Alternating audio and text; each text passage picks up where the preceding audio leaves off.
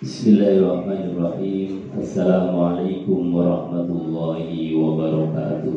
Waalaikumsalam warahmatullahi wabarakatuh. Bismillah. Innal hamdalillah nahmaduhu wa nasta'inuhu wa nastaghfiruh wa na'udzu billahi min shururi anfusina wa sayyiati a'malina. May yahdihillahu fala mudilla lahu wa may yudlil fala hadiya lahu. Asyhadu an la ilaha illallah wa asyhadu anna Muhammadan abduhu wa rasuluh. Allahumma shalli wa sallim ala sayyidina Muhammad wa ala alihi wa sahbihi ajma'in. Rabbi shrah li sadri wa yassir li amri wa hlul 'uqdatam min lisani yafqahu qawli. Qala Allah ta'ala fi kitabil karim wa huwa asdaqul qailin. A'udzu billahi as-sami'il 'alim minasy syaithanir rajim. Bismillahirrahmanirrahim. Ya ayyuhalladzina amanu taqullaha haqqa tuqatih wa la tamutunna illa wa antum muslimun. Shadaqallahul 'azim wa shadaqa rasuluhul karim wa nahnu 'ala dzalika minasyahidin walhamdulillahi rabbil alamin. Bapak Ibu hadirin jemaah yang dimuliakan Allah Subhanahu wa taala, alhamdulillah pada pagi hari ini kita bisa hadir kembali, dihadirkan oleh Allah Subhanahu wa taala, baik zahir maupun batin kita. Mudah-mudahan zahir kita hadir, batin kita juga hadir. Enten ingkang batine taksih teng griya. Insyaallah buntu bisa hadir. Kalau komplit zahirnya hadir, batinnya hadir, insya Allah dibersamai oleh baginda Rasulullah Sallallahu Alaihi Wasallam. Tapi kalau yang hadir ini hanya jasadnya, ini rohnya masih di rumah, mikiri panci, mikiri jemuran dan lain sebagainya, ini belum connect. Insya Allah kalau zahiran wa batinan hadir, kita sekalian diberikan pemahaman yang sempurna oleh Allah. Amin. Allahumma. Bapak Ibu hadirin jamaah yang dimuliakan Allah Subhanahu wa taala. Kita lanjutkan kajian tafsir Al-Qur'anul Karim masih pada surat Al-Ahzab. Kemarin di ayat yang ke-32, nasihat dari Allah Subhanahu wa taala kepada istri-istrinya Rasulullah sallallahu alaihi wasallam. Di antara yang dilarang oleh Allah kepada istri-istrinya Rasulullah itu pelajaran yang kemarin, init taqaitunna fala tahdhna bil qaul. Kalau kalian ini bertakwa, kata Allah, wahai istri-istri Rasulullah, fala takhdhna, maka janganlah berucap yang lemah lembut. Jangan mengucap atau berbicara yang mendayu. Nah, ini untungnya panjenengan sanes garwane Kanjeng Nabi. Jadi kita ngaji kemarin langsung diuji. Ujiannya pas healing kemarin, ada musik sedikit saja langsung aduh, ini ujiannya luar biasa. Jadi habis ngaji langsung diuji. Jadi dengar musik sedikit langsung goyang. Bukan hanya tangannya, goyang semuanya. Wong itu kok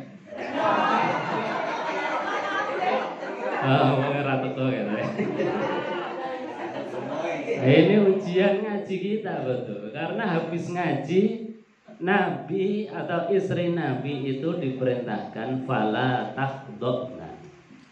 Kita jalan-jalan malah dikasih musik goyang masing-masing.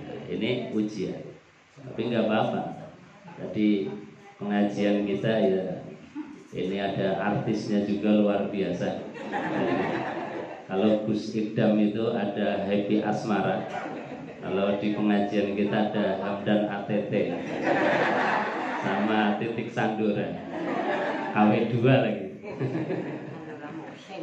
Alhamdulillah wa syukurillah bahwa ini menunjukkan bahwa kita beruntung diberikan contoh yang sempurna, diberikan contoh Kanjeng Nabi ya pribadi yang sempurna, dicontoh istri-istrinya Rasulullah juga istri-istri yang sempurna, dicontoh keluarganya Rasulullah juga keluarga yang sempurna. Maka ketika kita mencontoh apapun dari baginda Rasulullah Sallallahu Alaihi Wasallam, insya Allah kita akan menjadi orang yang paripurna, sempurna, bukan hanya menurut pandangan manusia, tetapi juga menurut pandangan Allah Subhanahu wa Ta'ala. Makanya terus-menerus kita ini dinasihati oleh Quran agar semakin baik, semakin baik, semakin baik. Bapak Ibu hadirin jamaah yang dimuliakan Allah Subhanahu wa Ta'ala. Kemudian di ayat yang berikutnya Allah memberikan pengajaran, wa qarna fi buyutikunna wa la tabarrujna tabarrujal jahiliyatil ula. Wa qarna fi buyutikunna, kata Allah, dan hendaklah kalian wahai istri-istri Rasulullah menetapi buyutikunna, di rumah-rumah kalian. Jadi nggak ada yang istrinya Rasulullah SAW itu terus begadang jalan-jalan yang nggak perlu, atau istrinya Rasulullah SAW itu kemudian melakukan hal-hal yang di luar etika sebagai istri Rasulullah Sallallahu Alaihi Wasallam. Jadi betul-betul ditata oleh Allah. Hendaknya kalian menetapi buyutikunna, di rumah-rumah kalian. Kemudian apa? Wala tabarrujna tabarrujal jahiliyah, dan janganlah tabarruj. Tabarruj itu berhias. Tabarrujal jahiliyatil ula, sebagaimana berhiasnya orang-orang jahiliyah.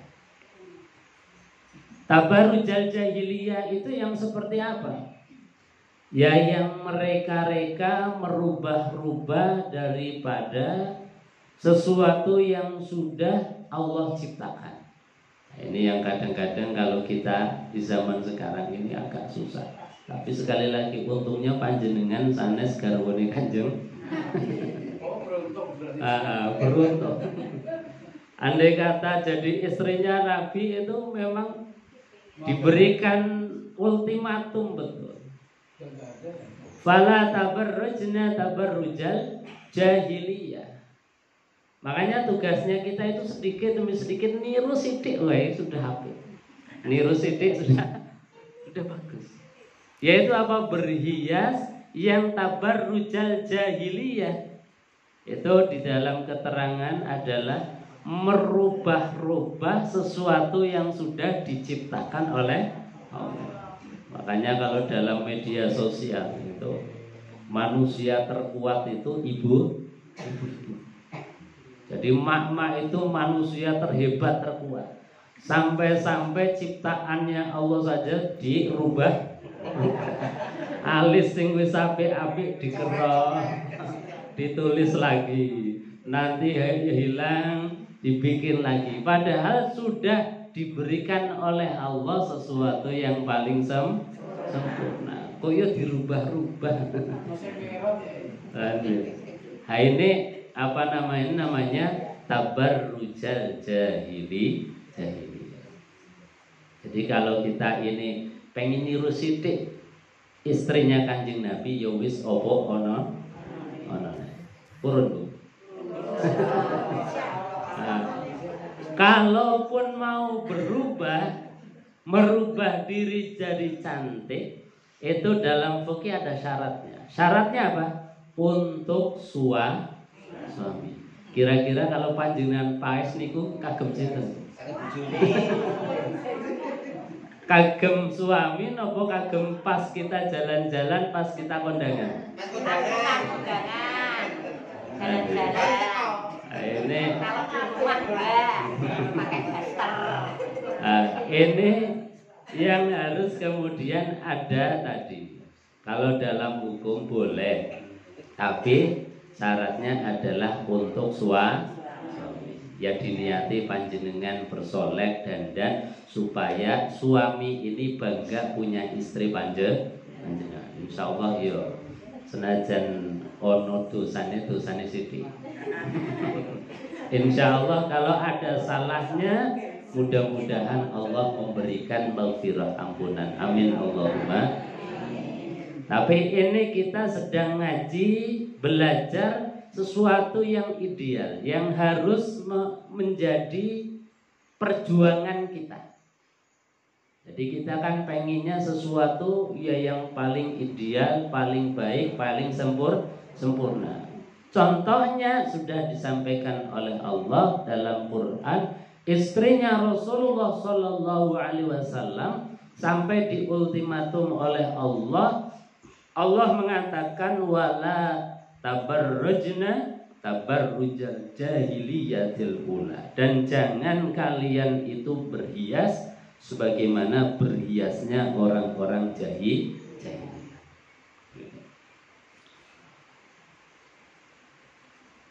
Wa aqimnas sholata wa atinaz zakat. Kemudian kalau dari segi personal, kalau dari segi individunya itu sudah ditata akhlaknya. Kalau ngendikan yang baik, yang biasa, nggak usah dibuat-buat, nggak usah dimenyel-menyel kayak menyel-menyel kan. Jadi biasa saja, kata Quran ya sudah, wa qulna qaulan ma'rufa. Jadi bicara ya bicara yang memang apa adanya, biasa, nggak usah dibuat-buat. Kalau di rumah itu kayak gini, ya di luar juga seperti itu. Jangan di rumah kasar, ketika bertemu dengan orang lain malah dilembutkan. Itu enggak boleh. Jadi perintahnya Quran wa qulna qaulan ma'rufa. Ucapkanlah ucapan yang ma'ruf, yang biasa, yang sudah memang jadi karakter gawan bayinya kita. Kemudian setelah tadi ditata dari segi individunya, personnya, Allah juga perintahkan wa aqimnas shalah, dan juga dirikanlah sholat. Jangan mentang-mentang jadi istrinya Nabi, kemudian sudah merasa saya kan istrinya Rasulullah, kalau Rasulullah masuk surga pasti aku katutan. Enggak demikian. Jadi jangan mentang-mentang misalnya istrinya Ustadz, jangankan Ustadz, ini istrinya Rasulullah saja masih tetap diperintahkan sholat. Istrinya Rasulullah SAW yang Rasulullah SAW itu dijamin surganya, itu saja tidak swarga katut, neraka tidak. Kenapa? Wale neraka atau swarga, maksudnya ngaten. Jadi meskipun jadi istrinya Rasulullah Shallallahu Alaihi Wasallam, dalam prinsip-prinsip ubudiyah, ibadah yang mahdhah tetap menjadi kewajiban individual. Istrinya Rasulullah Shallallahu Alaihi Wasallam pun terkena khitab, terkena kewajiban yang sama. Tidak kemudian mentang-mentang saya kan istrinya Rasul, kalau Nabi masuk surga maka pasti istrinya juga akan masuk surga. Tidak ada jaminan. Jaminannya adalah ketika Allah perintahkan sholat dan kita melaksanakan sholat, maka itulah yang menjadi jaminan surga. Ini istrinya Nabi, istrinya kiai, istrinya ustadz, apalagi kita yang bukan siapa-siapa. Maka perintahnya Allah kepada istrinya Rasulullah SAW, wa aqimnas sholah, dan dirikanlah sholat. Karena memang sholat itu disifati oleh baginda Rasulullah SAW, as-sholatu imaduddin, faman aqamaha faqad aqamaddin. Sholat itu tiangnya agama. Jadi kalau kita individu-individu masing-masing kita mengerjakan sholat, berarti agama kita tegak. Kalau kita meninggalkan sholat, berarti agama kita mulai runtuh roh. Ini di antara hal yang kemudian menjadi perhatian kita. Sampai-sampai terhadap istrinya Rasulullah SAW dilafadzkan, dinasehatkan secara khusus. Karena seringkali tadi merasa, wah, saya kan istrinya pejabat, saya kan istrinya saya kan istrinya. Seolah-olah kalau kemudian suaminya orang hebat, kita akan secara otomatis jadi hebat. Tidak. Di mata Allah Subhanahu wa Ta'ala sangat jelas. Barometer ukurannya, inna akramakum indallahi atqakum. Sesungguhnya orang yang paling mulia ukurannya bukan status sosial di dunia, tetapi ukurannya adalah ketakwaan kita kepada Allah Subhanahu. Meskipun istrinya Nabi, kalau tidak bertakwa pun itu dilaknat oleh Allah. Dan Quran juga banyak mengisahkan Nabiullah Nuh alaihissalatu wassalam, istrinya, meskipun istrinya Nabi, tetap tidak beriman kepada Allah. Bahkan ketika banjir bandang, disuruh kemudian naik ke perahunya Nabi Nuh, karena memang hatinya ada tirai penutup, ada kerak-kerak dosa, kerak-kerak kemaksiatan, ada dinding pembatas yang sangat keras, maka tidak sanggup keimanan masuk ke dalam hatinya, meskipun dia istrinya seorang nabi. Jadi tidak ada jaminan. Bahkan ada orang yang suaminya itu adalah orang yang paling durhaka, orang yang paling dibenci oleh Allah Subhanahu wa Ta'ala, yaitu Fir'aun laknatullah. Tetapi istri Fir'aun itu mampu menanamkan keimanan di dalam hatinya, menjaga imannya sampai akhir hayat. Jadi sekali lagi bahwa kemuliaan itu tidak serta-merta tergantung dari pasangan hidup kita, tetapi bagaimana kita menanamkan iman, takwa di dalam hati. Asiyah istri Fir'aun, meskipun Fir'aun adalah orang yang paling kafir, bahkan mengaku dirinya sebagai Tuhan pun, tetap istrinya bisa memanage, menjaga keimanannya sampai akhir hayat. Sementara istrinya Nabiullah Nuh alaihissalatu wassalam dididik, diajari, dibimbing tiap hari, suaminya berdakwah ke sana kemari, tetapi ternyata hidayah tidak sampai kepada hatinya. Na'udzubillah. Jadi Bapak Ibu hadirin jemaah yang dimuliakan Allah, kemuliaan kita jangan mengandalkan pasangan hidup kita.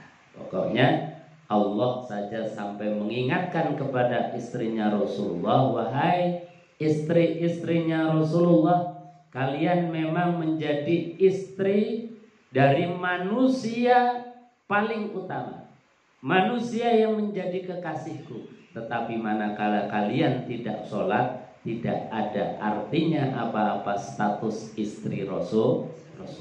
Maka tetap diingatkan, wa aqimnas sholat wa atinaz zakah, dan juga tunaikanlah zakat.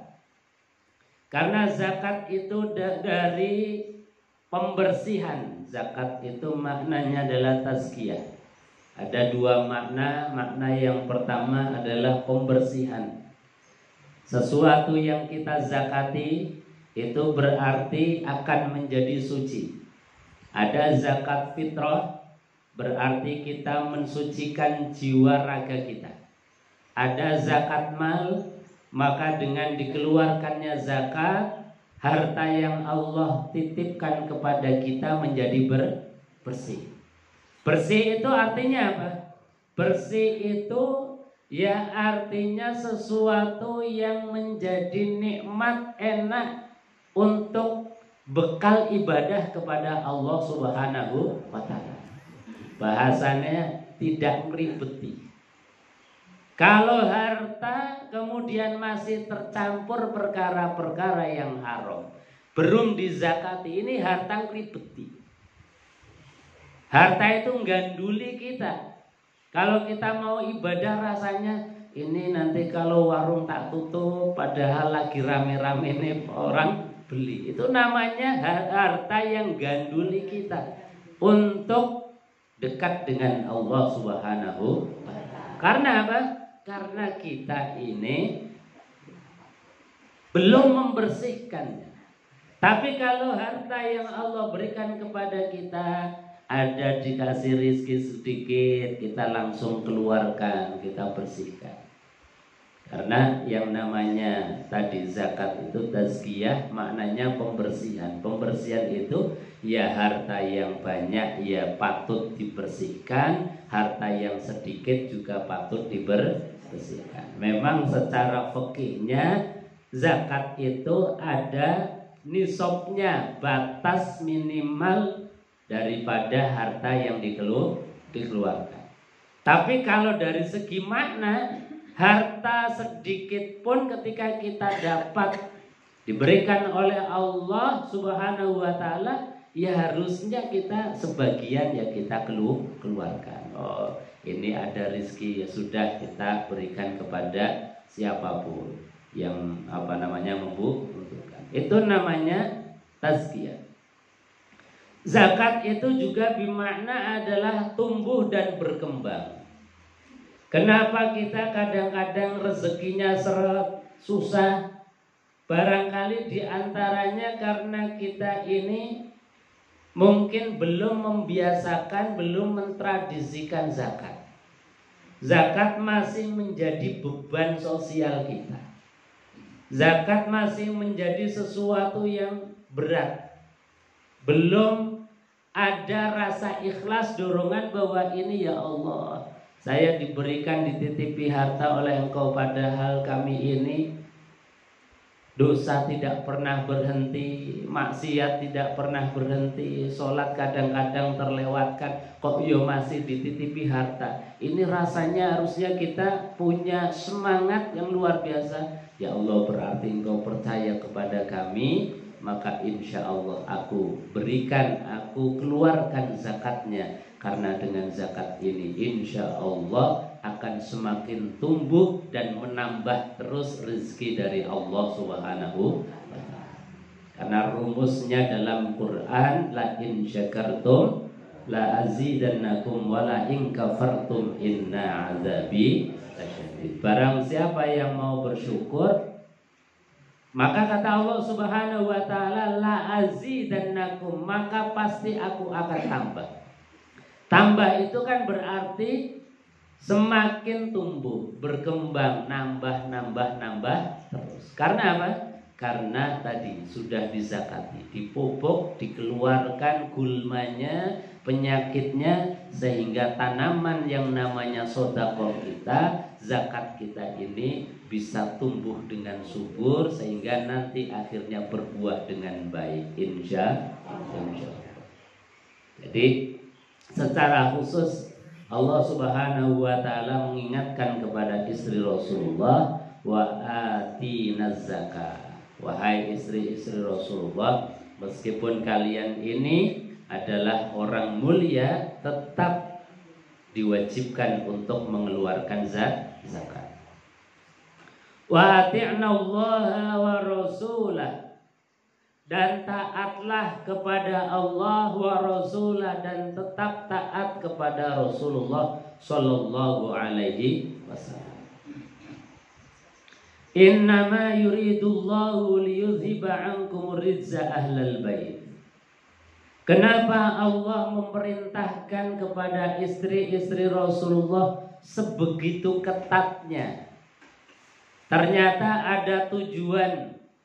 Allah ingin memuliakan. Kata Allah dalam ayat ini, innama yuridullah, sesungguhnya Allah menghendaki liyudhiba ankum rizza. Allah ingin menghilangkan dari kalian ar-rizza, dosa-dosanya. Jadi dengan tetap berada di rumah, kemudian menjaga diri dari berhias untuk orang lain, kemudian mendirikan sholat, menunaikan zakat, taat kepada Allah, taat kepada Rasulullah. Saat itulah Allah Subhanahu wa ta'ala hilangkan dosa-dosa dari kemungkinan yang akan diperbuat oleh istrinya Rasulullah Shallallahu alaihi wasallam. Wa yutahhirukum tathhira, dan Allah mensucikan kepada kalian tathhira, dengan sebenar-benarnya suci.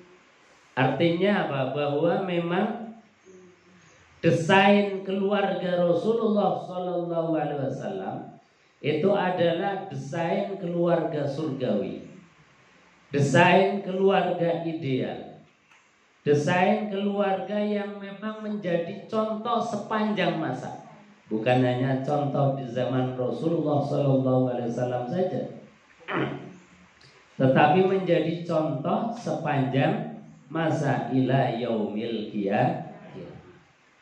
Makanya kita melihat bagaimana di dalam sirah nabawiyah Rasulullah SAW di dalam membangun sebuah rumah tangga itu sangat-sangat manusiawi.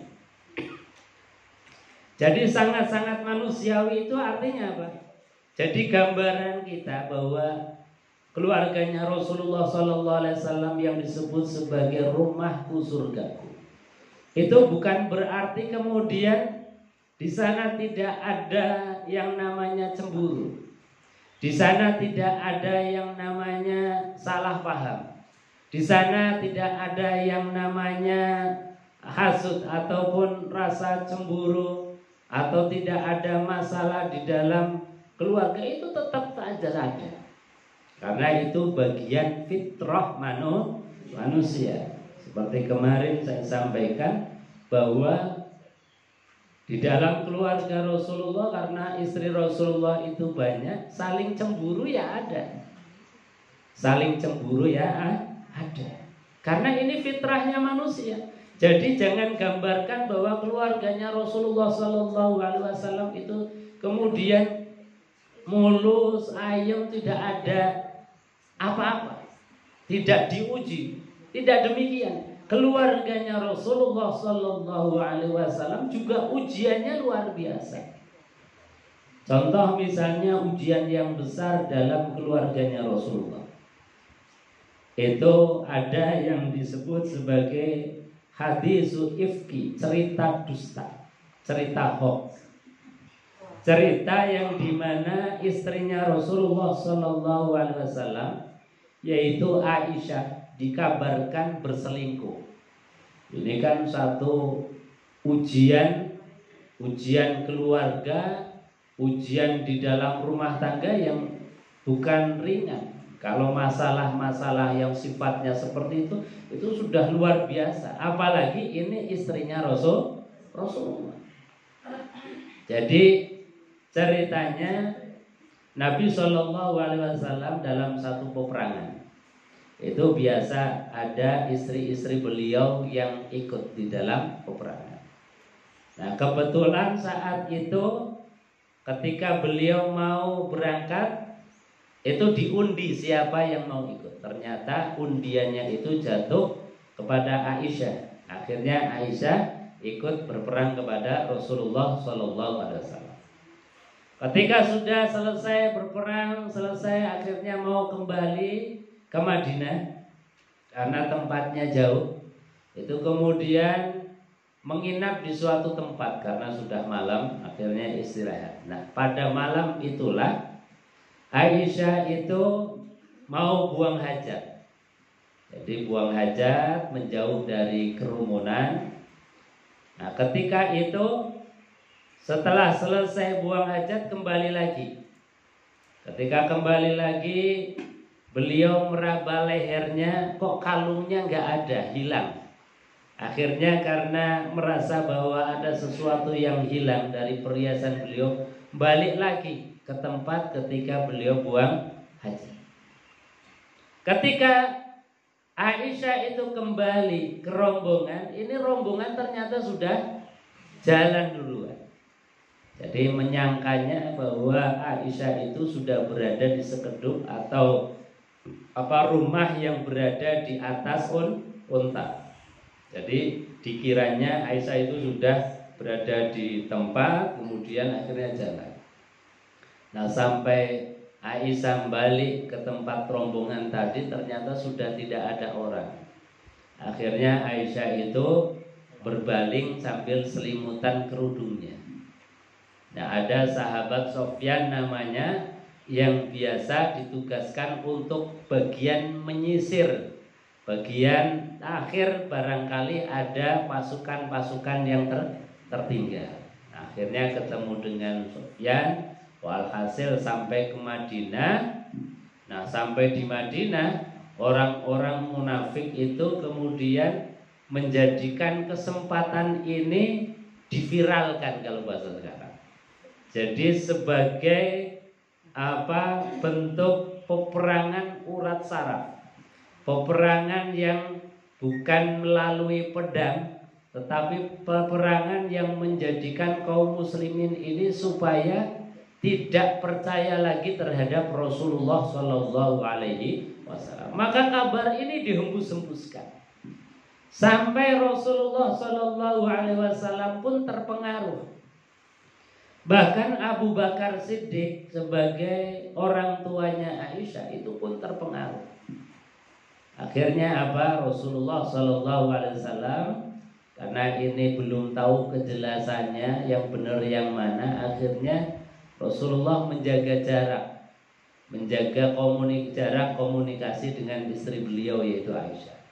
Sampai akhirnya kemudian Allah Subhanahu wa Ta'ala yang meluruskan kejadian yang sebenarnya. Ini dalam surat An-Nur, nanti insya Allah kita akan bahas. Intinya bahwa Allah Subhanahu wa Ta'ala kemudian membenarkan ataupun meluruskan kejadian yang sebetulnya.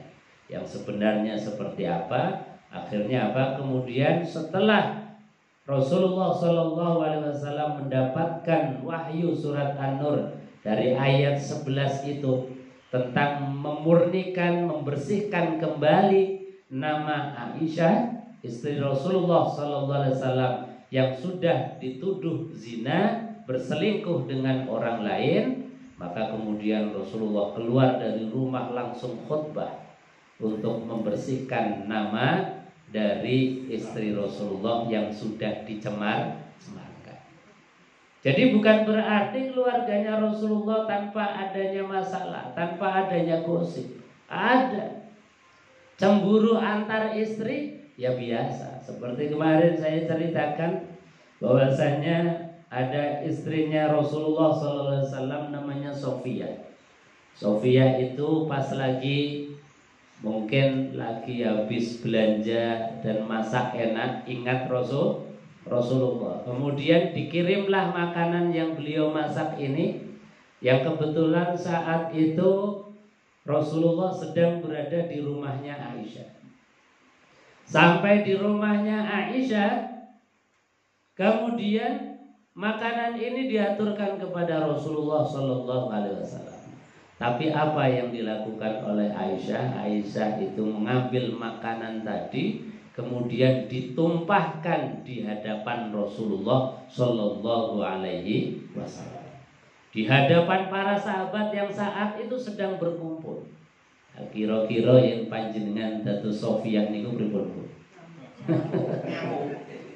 Ngamuk-ngamuk kata rabar-bar. ngamuke ora bar. Tapi Rasulullah Shallallahu Alaihi Wasallam sebagai sosok yang bijaksana. Jadi kalau suami-suami laki-laki model sekarang ini pasti marahnya juga luar biasa. Jadi seorang direndahkan di hadapan matanya suami, menumpahkan makanan yang dibawa oleh istri yang lain. Ini kan kalau suami ini nggak punya kebijakan, tidak punya kebijaksanaan, ini juga pasti akan ikut marah. Tetapi Rasulullah Shallallahu Alaihi Wasallam mencontohkan dengan sangat sempurna. Apa yang dikatakan oleh Rasulullah? Wahai Sofia, bagimu adalah apa yang engkau niatkan. Tidak ada satupun dari butiran-butiran makanan yang ditumpahkan ini yang tidak berpahala dengan surganya Allah Subhanahu wa Ta'ala. Jadi menggembirakan, memberikan satu motivasi, melebarkan hatinya Sofia, memberikan satu motivasi bahwa tidak ada sesuatu yang sia-sia, meskipun tidak jadi dimakan oleh Rasulullah Shallallahu Alaihi Wasallam, tetapi setiap apapun tetesan butiran yang ditumpahkan itu berbuah pahala surganya Allah. Dan kepada istri yang sedang cemburu pun dikatakan bahwa engkau adalah istri yang sedang cemburu, berarti engkau adalah istri yang normal. Normalnya perempuan pasti cemburu. Kira-kira ibu-ibu kalau model Aisyah cemburu betul? Ya.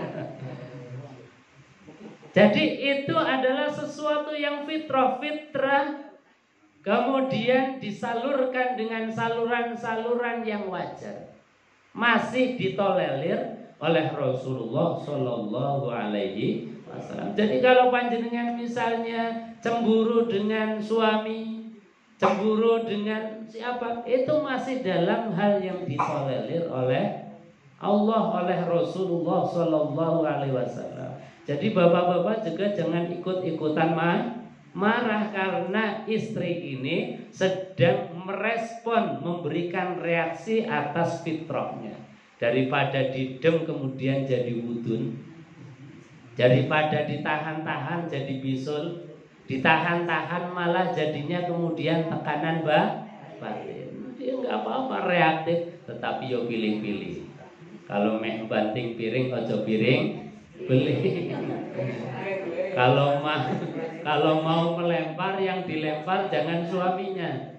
Kalau yang dibanting jangan anaknya, tapi cukup piring plastik aja. Jadi sesuatu fitrah yang dikeluarkan dengan sesuatu yang wajar itu masih dalam koridor yang dibolehkan. Nyatanya Rasulullah Shallallahu Alaihi Wasallam pun tidak melarang Aisyah untuk mengekspresikan sesuatu yang menjadi fitrahnya manusia.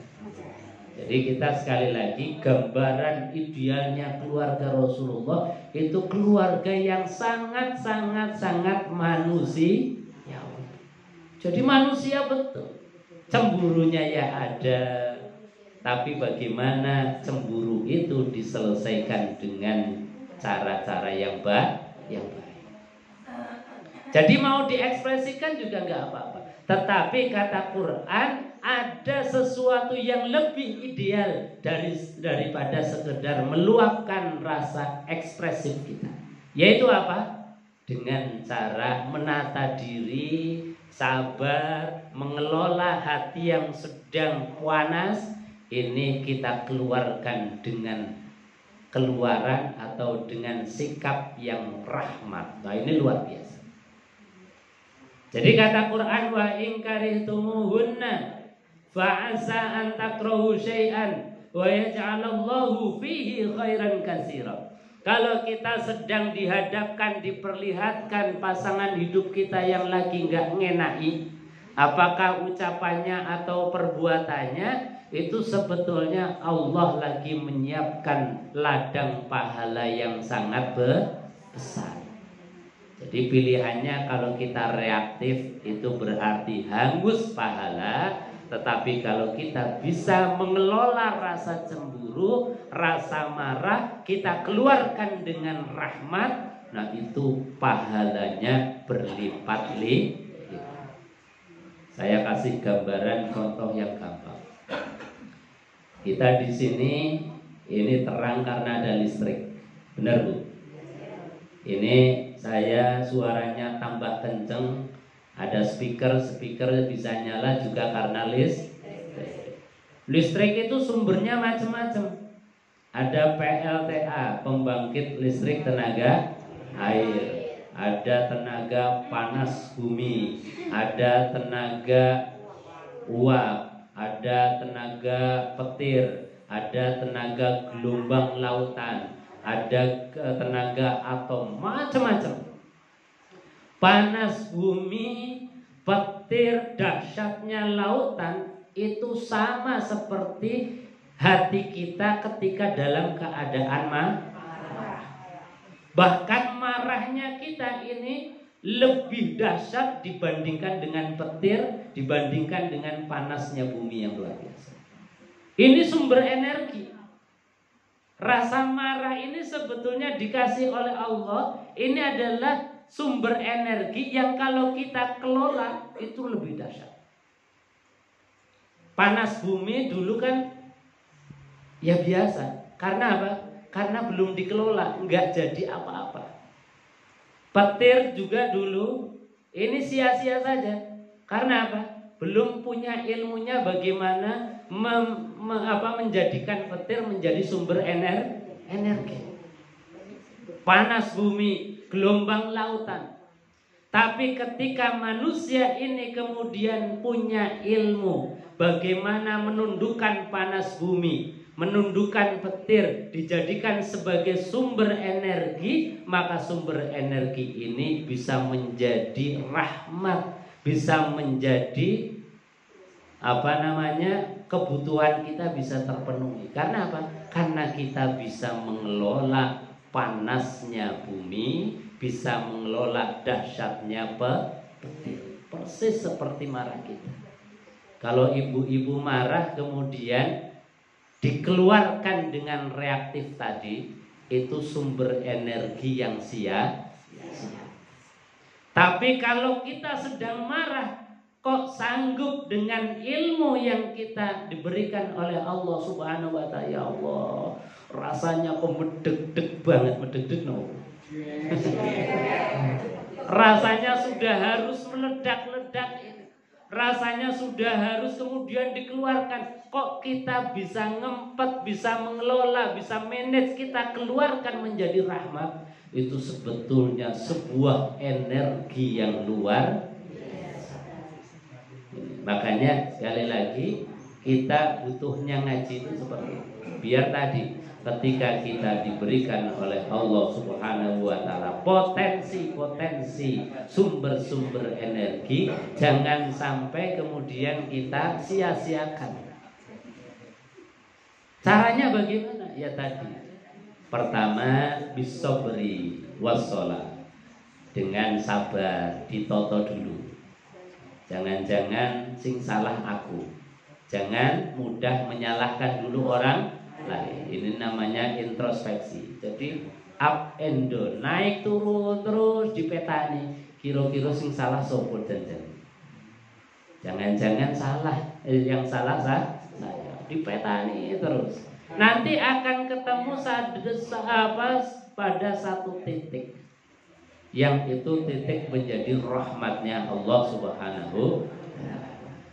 Angel nopo gampang Bu. Angel. Wonge teko. Jadi memang apapun itu sekali lagi butuh ilmu, butuh latihan terus-menerus supaya kita mendapatkan rahmat dan tidak menyia-nyiakan kesempatan yang Allah berikan kepada kita. Bapak Ibu hadirin jamaah yang dimuliakan Allah Subhanahu wa ta'ala. Jadi sekali lagi kita diberikan contoh yang sempurna dalam pribadi Rasulullah Sallallahu Alaihi Wasallam, dalam keluarga Rasulullah Sallallahu Alaihi Wasallam, yang kalau kita berusaha meniru, mencontoh, insya Allah keluarga kita akan selamat ila yaumil qiyamah. Keluarga kita tetap dalam keadaan sakinah, mawaddah, warahmah. Amin Allahumma. Bapak Ibu hadirin jemaah yang dimuliakan Allah, saya kira itu. Mungkin sebelum ditutup ada yang mau ditambahkan atau ditanyakan, mohon silakan.